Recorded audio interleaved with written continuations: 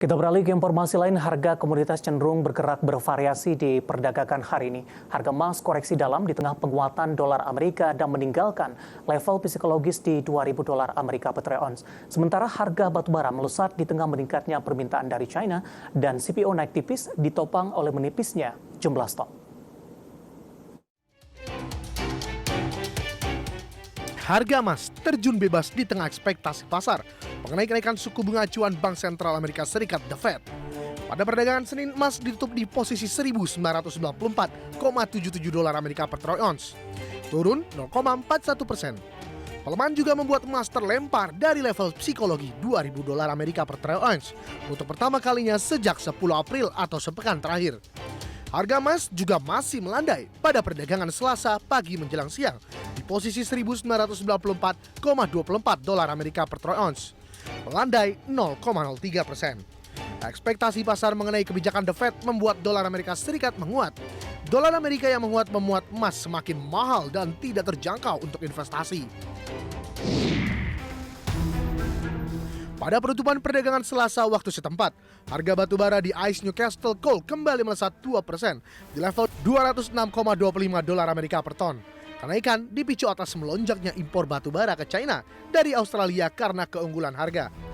Impor batubara China melonjak ke level tertinggi dalam 3 tahun di Maret 2023, mencatatkan kedatangan sebesar 41,17 juta ton, naik 151% dari bulan yang sama di tahun 2022. Impor kuartal pertama tercatat 101,8 juta ton, hampir 2 kali lipat periode yang sama tahun lalu. Hal ini ditopang karena permintaan bahan bakar yang digunakan untuk pembuatan baja meningkat pasca pembukaan ekonomi di China.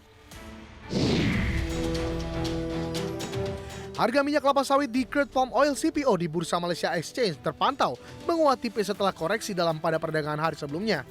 Melansir Refinitiv, pada sesi awal perdagangan Selasa harga CPO terpantau naik tipis 0,11% ke posisi Rp3.642 Malaysia per ton.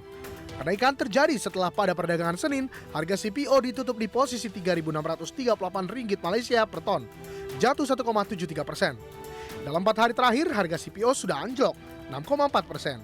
Menguatnya harga CPO hari ini salah satunya ditopang oleh stok yang menipis di Indonesia yang hanya mencapai 2,64 juta ton pada akhir Februari lalu, turun 14,84% dari bulan sebelumnya.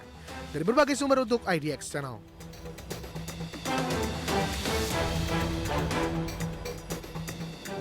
Dan bagaimana update terkini harga sejumlah komoditas yang berhasil dihimpun oleh tim redaksi kami sampai sore hari ini waktu Indonesia Barat, di mana minyak WTI menguat di 0,45% di 81,18 dolar Amerika per barrel, nikel melemah di 0,16% di 24.662,50 dolar Amerika per metrik ton, emas menguat di 0,35% di 2.013,95 dolar Amerika per troy ounce, sementara CPO menguat cukup signifikan di 3,88% di level Rp3.785 Malaysia per tonnya.